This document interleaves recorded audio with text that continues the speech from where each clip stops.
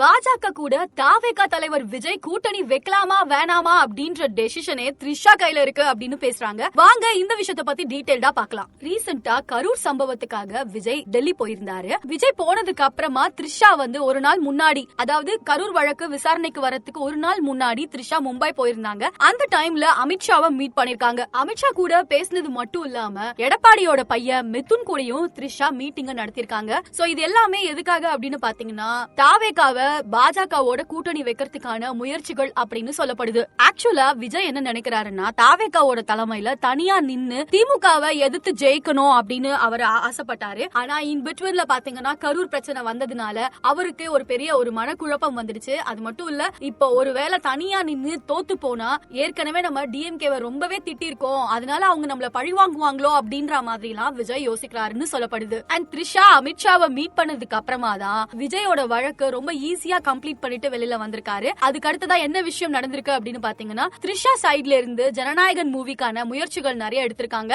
அதனால படத்தை மறுபடியுமே sensor board பார்த்து அதுக்கான தணிக்கை சான்றிதழை வழங்க போறாங்களா. சோ இந்த மாதிரியான வேலைகள் எல்லாத்தையுமே இப்போ த்ரிஷா தான் பண்ணிட்டு இருக்காங்கன்னு சொல்றாங்க. தாவேகா பாஜக கூட கூட்டணி போவாங்களா இல்ல என்ன மாதிரியான விஷயங்கள் நடக்கும் அப்படின்றத எல்லாருமே எதிர்பார்த்து காத்துட்டு இருக்காங்க. குறிப்பா தாவேகா நிர்வாகிகளும் தொண்டர்களும் த்ரிஷாவோட முடிவுக்காக தான் வெயிட்டிங் அப்படின்ற மாதிரி தகவல் வெளியாயிருக்கு. எல்லா விஷயமும் ஒன்னோட ஒண்ணு கனெக்ட் ஆனாலும் தாவேகா பாஜக கூட கூட்டணி வச்சா அது சரியா இருக்குமா அப்படின்றது ஒரு மிகப்பெரிய கேள்விக்குறியா இருக்கு. சோ இவங்க ரெண்டு பேரோட கூட்டணி பத்தி நீங்க என்ன நினைக்கிறீங்க அப்படின்னு மறக்காம கமெண்ட்ல சொல்லுங்க.